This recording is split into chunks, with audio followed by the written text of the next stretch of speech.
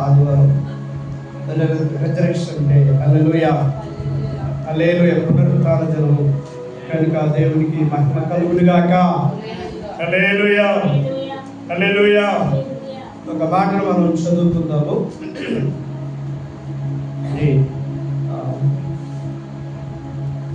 లూకా సువార్త, దానికంటే ముందు యోబు గ్రంథము 19వ అధ్యాయము 25వ వచనం.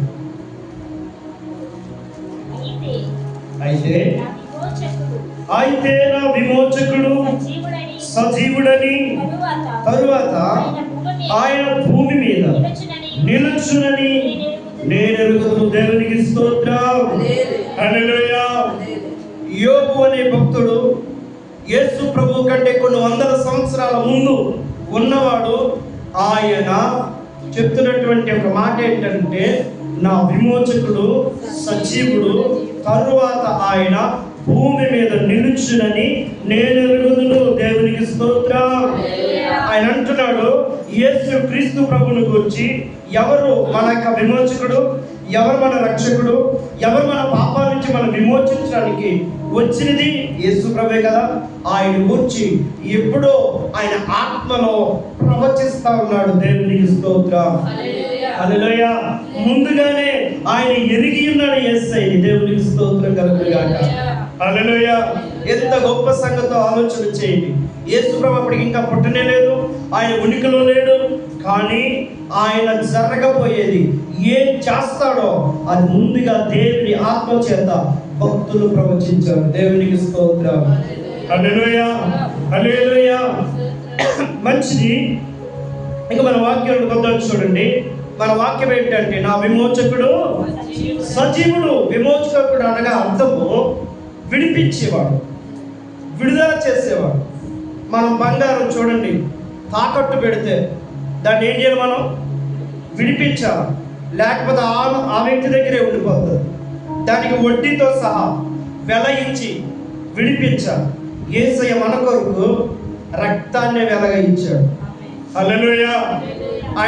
ఆయన యొక్క రక్తము క్రయధనముగా చెల్లించబడింది కాబట్టి యేసు మన విమోచకుడు. హల్లెలూయా. దేనికి విమోచకుడు? మరణానికి మనం బానిసలం అయిపోయాం. పాపం వల్ల వచ్చే జీతము మరణం అని బైబిల్ చెప్తా ఉంది. సర్వ లోకము కూడా పాపం వలన మరణానికి దాస్యమైపోయింది, మరణానికి లోనైపోయింది. మరణం అనగా శారీరక మరణం మాత్రమే కాదు, మన ఆత్మకు కూడా మరణం ఉంది. హల్లెలూయా. మన ఆత్మకు కూడా మరణం ఉంది. ఆ ఆత్మ మరణించకుండా, ఆ ఆత్మను ఆ మరణంలో ఉండిపోకుండా, ఆ పాపపు దాస్యములో ఉండిపోకుండా విడిపించాడు. అందుకే మన విమోచకుడు. హల్లెలూయా, హల్లెలూయా. మంచిది. అందుకే ఏం చేయాలి అని అంటే, ప్రతి ఒక్కరూ యేసు క్రీస్తు నామమున బాప్తిస్మం పొందాలి. ఆయన మన పాపముల కొరకు చనిపోయాడని నమ్మి బాప్తిస్మం పొందాలి. అప్పుడే మనకి పరలోకము, మోక్షం అనేది అనుగ్రహింపబడుతుందని పరిశుద్ధ గ్రంథం ద్వారా మనం తెలుసుకుంటా ఉన్నాం. దేవునికి స్తోత్రం. హల్లెలూయా. మంచిది. లూకా సువార్త 24వ అధ్యాయము 5వ వచనం చదివి మనం తర్వాత ముందుకు కొనసాగుదాం. వారు భయపడి ముఖములను నేల మోపి ఉండగా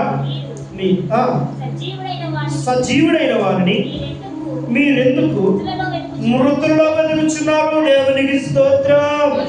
హల్లెలూయా. ఎవరంటే ఆయన సజీవుడైన వాడిని మృతుల్లో ఎందుకు వెతుకుతున్నారు మీరు? దేవుని దూత ప్రశ్నిస్తా ఉంది వారితో. ఆయన సజీవుడు. అందరిలో లేనిది యేసు ప్రభులో ఉన్నది గొప్పతనం ఏంటి అని అంటే, టక్కన చెప్పగలిగిన ఒకే ఒక్కటి, ఆయన ఖాళీ సమాధి. హల్లెలూయా. ఆయన ఖాళీ సమాధి. చాలా మంది మహానుభావులు అన్నవారు, చాలా మంది గొప్పవారు అన్నవారు చెప్పారు, నేను తిరిగి లేస్తాము, ఇన్ని రోజులకి లేస్తాము, లేకపోతే ఇలా చేస్తామని చెప్పారు. కానీ యేసులాగా చెప్పింది చెప్పినట్లు అక్షరాల లేచిన వారు లేరు. హల్లెలూయా. అందుకే ఆయన దేవునిగా మనం కొలుస్తా ఉన్నాం. యేసు ప్రభువుని కేవలం శిలువలో చనిపోతే మనం ఆరాధించాల్సిన అవసరం లేదు. అర్థమైందా మీకు ఆ మాట? అందరిలాగే చనిపోతే ఆరాధించాల్సిన అవసరం లేదు. ఆయన దేవునిగా పూజించాల్సిన అవసరం లేదు. ఆయన మరణించి మరణాన్ని జయించి లేచాడు కాబట్టే మనం ఆయన ఆరాధిస్తున్నాం. హల్లెలూయా, హల్లెలూయా.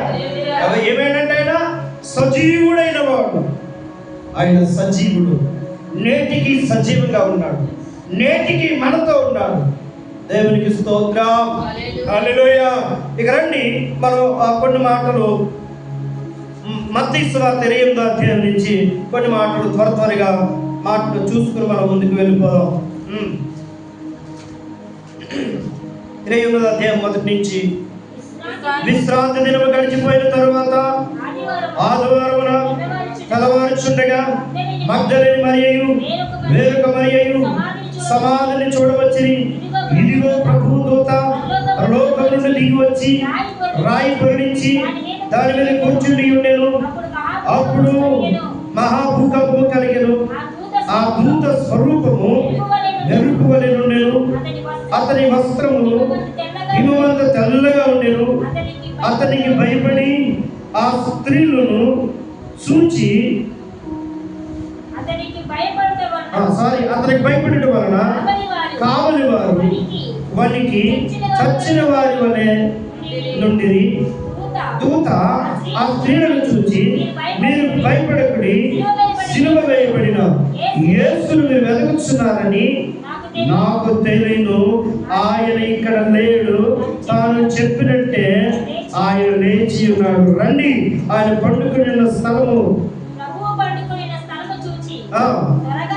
త్వరగా వెళ్ళి ఆయన మృతులలో నుండి లేచినాడని ఆయన శిష్యులకు తెలియచేయండి.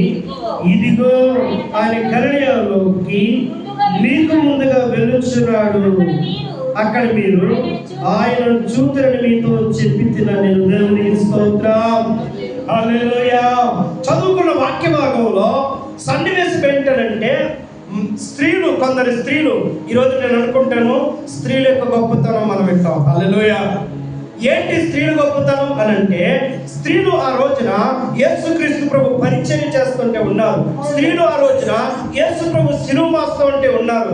అంత మాత్రమే కాదు, మూడవదిగా యేసుక్రీస్తు ప్రభు సమాధిలో పెట్టబడితే ఆయన శరీరానికి పోయారని విలువైన అత్తరు కొన్నారంట. హల్లెలూయా. విలువైన అత్తరు కొని ఆయన శరీరం మీద పోయాలని వెళ్ళారు. మరొక చోట ఉంటుంది, ఆ రాయి మన కొరకు ఎవరు పూర్లిస్తారు, చాలా పెద్ద రాయి కదా, ప్రభుత్వ వారు స్టాంప్ వేశారు కదా, సీరియస్ వేశారు కదా అని కూడా చెప్పుకుంటారు. మరొక చోట మరొక వాక్య భాగంలో ఆ సందర్భం ఉంటుంది. హల్లెలూయా. ఎంత ఆసక్తి చూడండి ఈ స్త్రీలకి, ఆయనను చూడాలనే ఆశ. హల్లెలూయా. మొదట ఆయన సువార్తలో ఆయనతో ఉన్నారు, రెండవది ఆయన సిలువ మోస్తుంటే ఆయనతో ఉన్నారు. అన్నాడు కదా, అమలారా నా కోసం ఎవరితో అన్నాడు? ఈ స్త్రీలు లేరంటారా అక్కడ? ఖచ్చితంగా ఉన్నారు అనుకున్నాను నేనైతే. యేసు తల్లి మరి ఉంది కదా, ఆ మరియతో పాటు వీళ్ళు కూడా ఉండే ఉంటారు. హల్లెలూయా. మూడోది ఏం చేస్తున్నారు? ఆయన సమాధిలో ఉన్నాడని ఆదివారమున తెల్లవారగానే, హల్లెలూయా, ఉదయమే ఇంకా చీకటి ఉండగానే రెడీ అయిపోయి అత్తరు తీసుకుని బయలుదేరారు. హల్లెలూయా, హల్లెలూయా. స్త్రీల ఆసక్తి చూడండి, ఎంత ఆసక్తిగా ఉన్నారో చూడండి, యేసుని ఎంతగా ప్రేమిస్తున్నారో చూడండి. దేవునికి స్తోత్రం, హల్లెలూయా. ఎక్కడ యేసుని విడిచిపెట్టలేదు వారు, ఎక్కడ యేసుని విడిచిపెట్టలేదు. ఇది గుర్తుపెట్టుకోండి. ఆశతో వెళ్ళిన వారికి గొప్ప దర్శనం కలిగింది. హల్లెలూయా. ఈ మాటలు చెప్పడం నేను చాలా సంతోషిస్తున్నాను. వారు ఎవరిని చూశారు? దేవుని దూతను చూశారు. ఆయన స్వరూపం ఎలా ఉందంట? మెరుపులాగా ఉందంట. దేవునికి స్తోత్రం. కొందరు దూతను డైరెక్ట్ గా చూసినటువంటి భక్తులు వణికిపోయారు. యోహాను పద్మాసులో దేవుని దూతను చూసినప్పుడు వణికిపోయాడు. వీళ్ళు కాలమే పడిపోతే ఆ దూత అంటది, అయ్యా నేను కూడా నీకులాగా ఆయనకి భక్తుడినే, మనం అందరూ ఆయనే స్తుతించాలంట. దేవునికి స్తోత్రం, హల్లెలూయా. దానియేలు కూడా దర్శనం చూసినప్పుడు వణికిపోయాడు. దేవునికి స్తోత్రం. ఆశ గల ప్రాణంలో తృప్తిపరిచే దేవుడు మన దేవుడు, గొప్ప దేవుడు. గట్టిగా స్తోత్రం చెప్పండి. హల్లెలూయా. చక్కయ్య యేసు ఎవరో చూడగోరి, చూడాలని ఆశ కలిగిందంటే ఆయనకి. పొట్టోడు జనాల్లో లోనికి వెళ్ళాడు, పైకి ఇతనికి చోటు ఇవ్వరు. ఎందుకని? వడ్డీ వ్యాపారం, చక్రవడ్డీ వేస్తాడు. అందుకని ఇతనంటే ఎవరికి నచ్చదు. హల్లెలూయా. ఇతనంటే ఎవరికి నచ్చదు. కాబట్టి ఏం చేశాడు? ఆయన వచ్చే దారి కనుక్కున్నాడు, చెట్టు ఎక్కి కూర్చున్నాడు. హల్లెలూయా. హృదయ రహస్యాలు ఎరిగిన దేవుడు, హృదయాన్ని ఎరిగిన దేవుడు సరాసరి చెట్టు దగ్గరికి వచ్చాడు. చక్కయ్య త్వరగా దిగు, నేను ఈరోజు మీ ఇంట్లో ఉండాల్సి వస్తుంది. హల్లెలూయా. ఎంత సంతోషం అండి. చూస్తే చాలు అనుకున్నాడు చక్కయ్య. యేసయ్యని చూద్దాం అంటే ఇక్కడంతే, కళ్ళతో చూద్దామని. యేసయ్య అక్కడికి వచ్చేయమంటున్నాడు, చక్కయ్య నువ్వు చూడాలని రాసిపడ్డావు కానీ నేనే నీ ఇంటికి వస్తా. దేవునికి స్తోత్రం. నీ హృదయంలో చిన్న ఆశ ఉండాలి కానీ ఆయన నీతో కూడా వస్తాడు. హల్లెలూయా. నీ హృదయంలో చిన్న ఆశ ఉండాలి కానీ ఆయన నీతో కూడా వస్తాడు. ఎప్పుడు నీతో ఉంటాడు ఆయన. దేవునికి స్తోత్రం. హల్లెలూయా. స్త్రీలకు కలిగిన గొప్ప ధన్యత ఏంటో తెలిసిన, దేవుని దూతలు చూశారు, మెరుపు వంటి దూతలు చూశారు. హల్లెలూయా.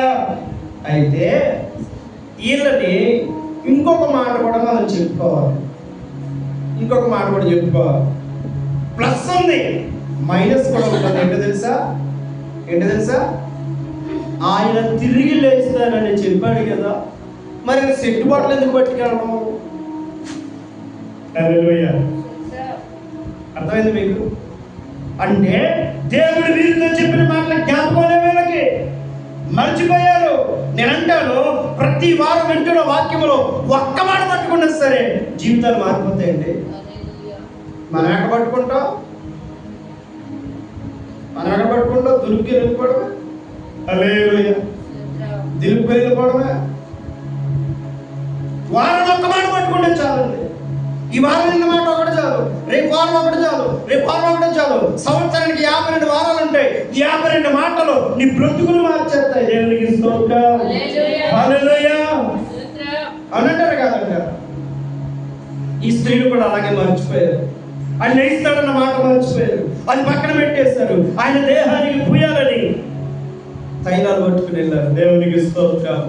దైవజనుడు ఆర్ఆర్కే మూర్తి గారు ఈ యొక్క వర్తమానం చెప్తూ, పునరుత్థాన వర్తమానం చెప్తూ ఆయన ఒక మంచి మాట చెప్పాడు. ఏంటో తెలుసా? యేసయ్య రాతి సమాధులు కదా పెట్టారు, రాతి గుహలాగా చిన్నది తవ్వి దాంట్లో లోపల పెట్టి ఎదరేమంటే రాయిని అడ్డు పెట్టారు, తలుపులాగా అడ్డు పెట్టారు కదా. యేసయ్య పునరుత్థానుడైనప్పుడు ఆయనకి ఈ రాతి తలుపు అడ్డా రాలేడా? యేసయ్య ఆ శిష్యులున్న ఇంట్లో తలుపేసి ఉండగానే వచ్చేవాడు లోపలికి కదా. మరి ఆ తలుపడ్డ ఎందుకు తీశారు? ఆ దైవజనుడు చెప్పాడు, వీరు నమ్మాలి కదా. మరి ఎవరో వచ్చిన శిష్యులు స్త్రీలు నమ్మాలి కదా. తలుపేసే ఉంటే ఏమనుకుంటారు? లోన బయటకు వచ్చి నేడుతున్నాం కదా. అందుకనే తలుపు తీసి ఆ దూత ఏమంటుంది? రండి, ఆయన పండుకున్న స్థలం చూడండి అంటే ఆయన పండుకున్న స్థలానికి వెళ్ళి చూస్తే ఆయన శరీరం అక్కడ లేదు. హల్లెలూయా. రాతి పొరలించడం గల కారణం ఏంటో తెలుసా? ఈ విశ్వాసం. నువ్వు చూడాలని కొన్నిసార్లు రాళ్ళ లాంటి పరిస్థితులు తొలగిపడి దేవుని దివ్యమైన దర్శనం కలుగుతూ ఉంటుంది. హల్లెలూయా. ఆయన దర్శనాలు మనకు కలుగుతూ ఉంటాయి. కళ్ళ ద్వారా దేవుడు మాట్లాడుతూ ఉంటాడు. ఎంత ధన్యత పొందుకున్నారు స్త్రీలు చూడండి. అప్పుడు దూత చెప్తా ఉంది, ఇదిగో మీరు ఇప్పుడు ఏం చేస్తారో తెలుసా? శిష్యులతో చెప్పండి ఆయన లేచిపోయాడని. హల్లెలూయా. ఆయన చెప్పినట్టే లేచాడని చెప్పండి. అందుకని పెద్దలు పాడబడారు కదా, లేచినాడురా సమాధి గెలచినాడురా, యేసు లేచినాడురా సమాధి గెలచినాడురా, లేచుతానని చెప్పినట్లు లేఖనము నెరవేరునట్లు లేచుతానని చెప్పినట్లు లేఖనము నెరవేరునట్లు లేచినాడుగా సమాధి గెలిచినాడుగా. హల్లెలూయా. ఆయన లేచాడని చెప్పాడు, లేచాడు. హల్లెలూయా.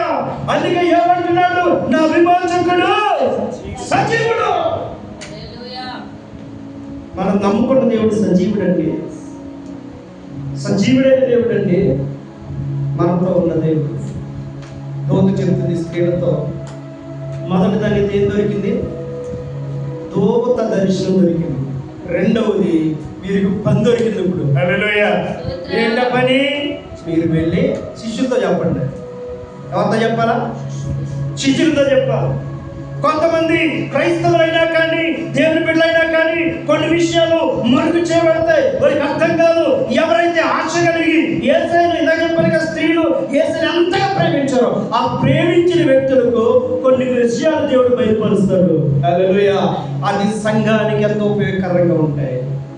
దేవునికి స్తోత్రం. నా మాట అర్థమైంది మీకు?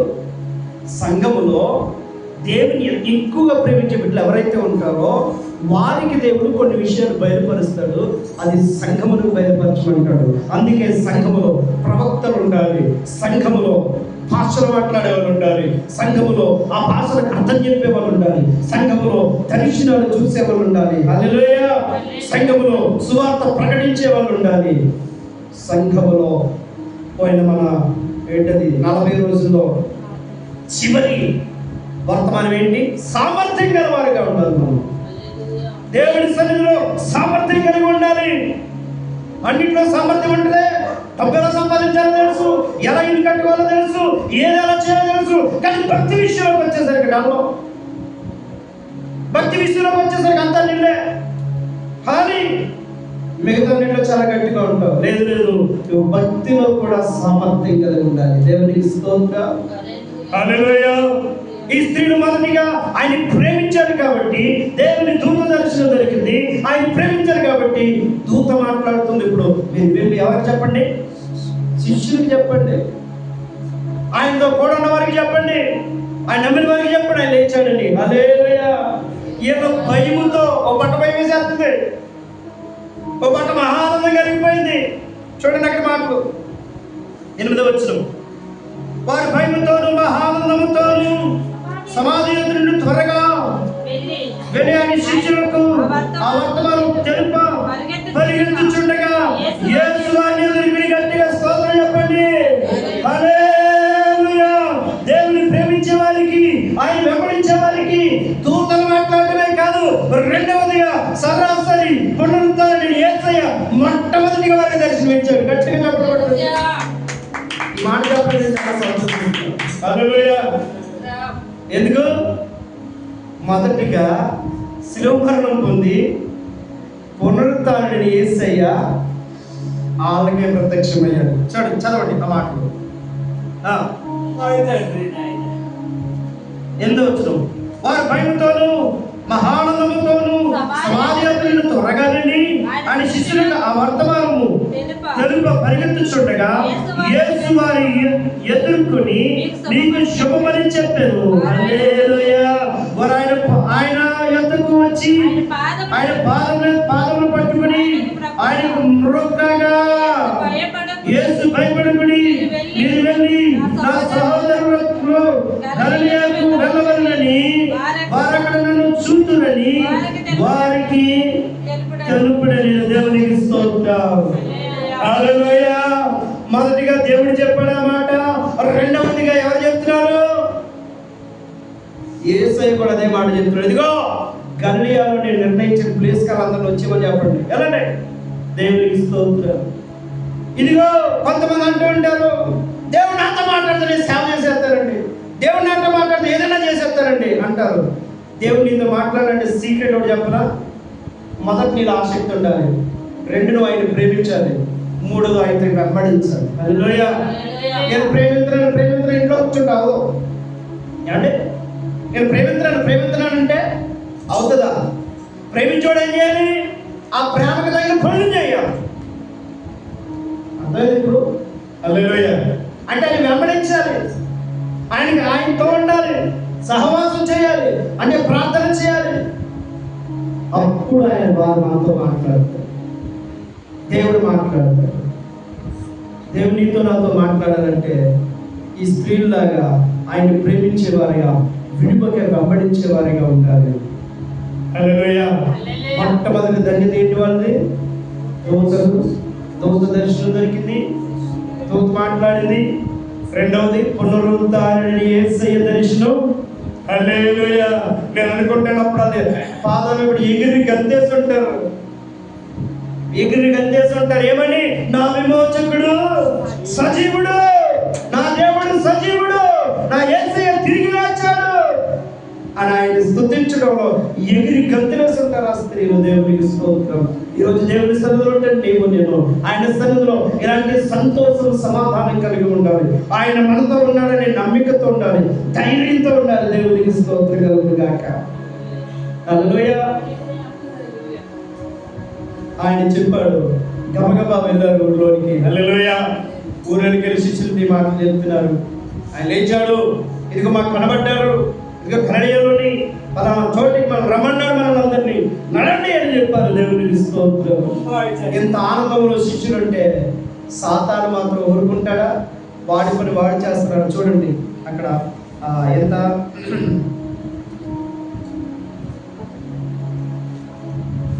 11 వచ్చిన వారు వెళ్ళుచుండగా కావలి వారిలో కొందరు పట్టణంలోనికి వచ్చి జరిగిన సంగతులన్నిటినీ ప్రధాన యాజకులతో చెప్పిరి. కాబట్టి వారు పెద్దలతో కూడి వచ్చి ఆలోచన చేసి ఆ సైనికులకు చాలా ద్రవ్యం ఇచ్చి మేము నిద్రపోచుండగా అతని శిష్యులు రాత్రి వేళ వచ్చి ఆయన ఎత్తుకుని పోయిందని మీరు చెప్పుడి, ఇది అధిపతికి తెలిసిన ఎడల మేమతని సమ్మతిపరిచి మీకేమీ తొందర లేకుండా చేద్దామని చెప్పి, అప్పుడు వారు ఆ ద్రవ్యం తీసుకుని తమకు బోధించిన ప్రకారము చేసిరి. ఈ మాట యూదులలో వ్యాపించి లేని వరకు ప్రసిద్ధి ఉన్నది. దేవునికి స్తోత్రం. ఇది యథార్థంగా జరిగిపోతే, ఆయన లేచాడంటే నిజంగా జరిగిపోయిందని నమ్మవలసి వస్తుందని పెద్దలు ఏం చేశారు తెలుసా? అధికారులు ఏం చేశారు తెలుసా?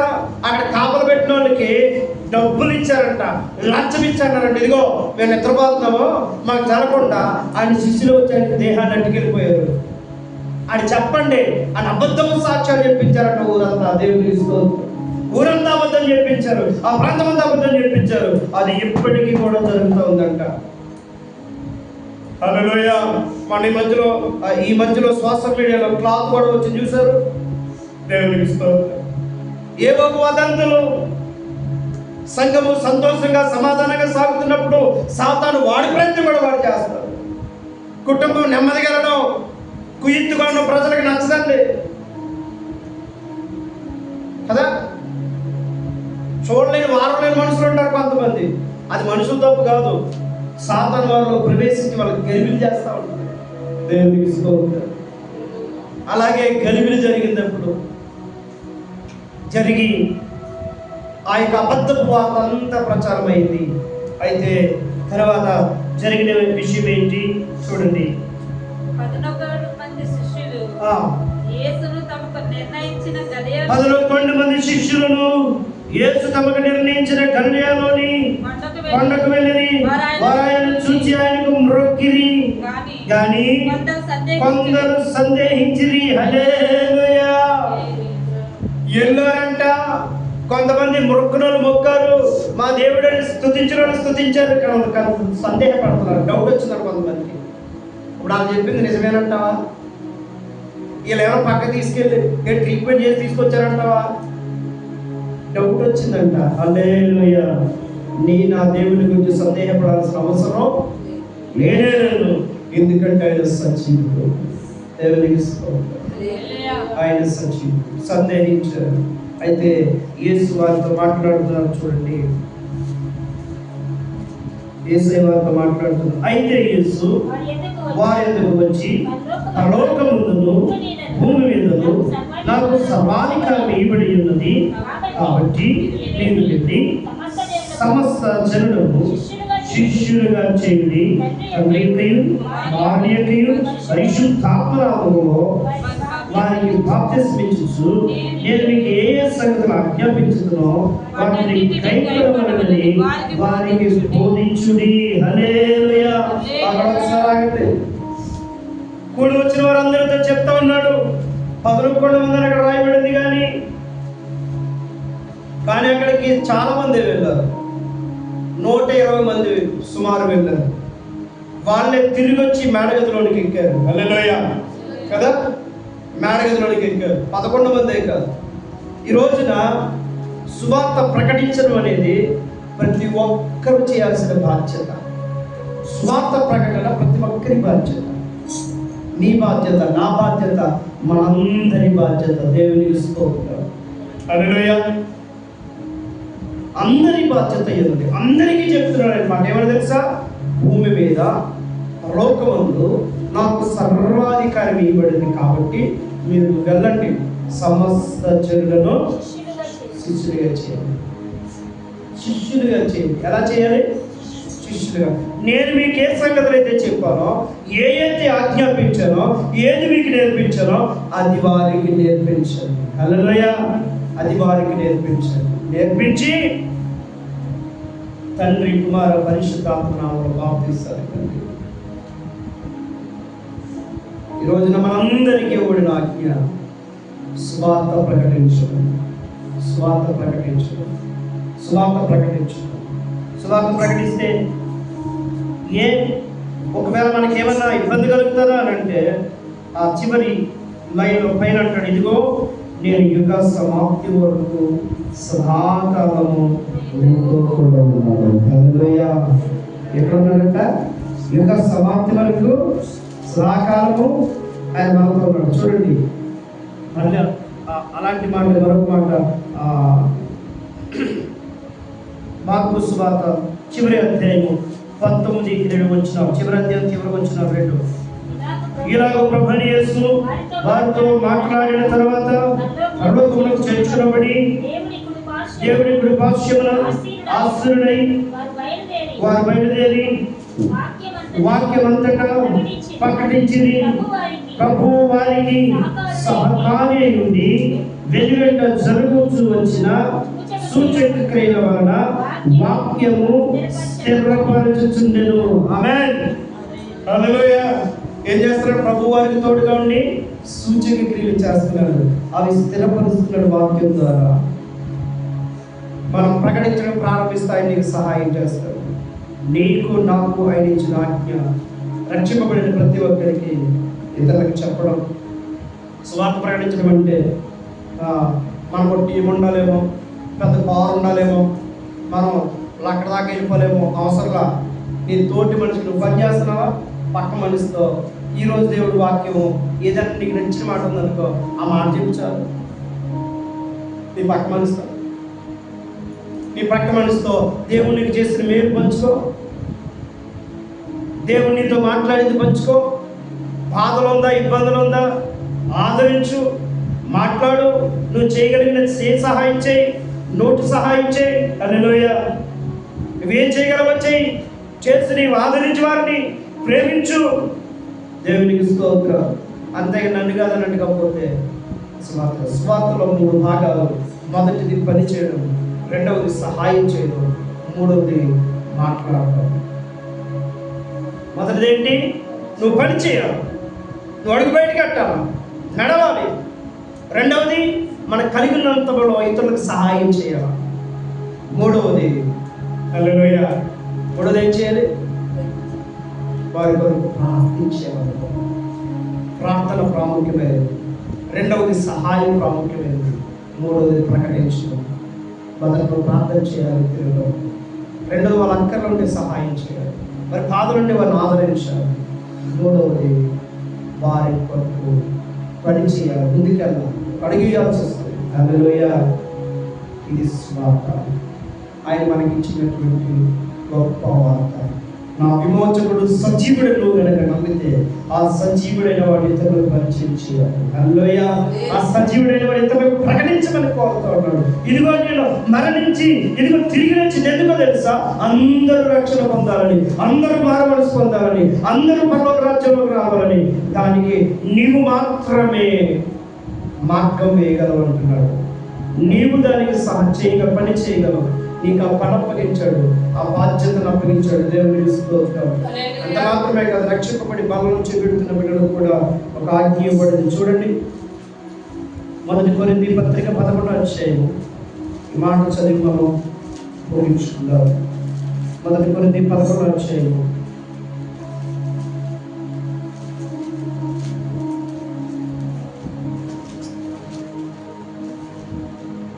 అధ్యాయం 26వ వచనం.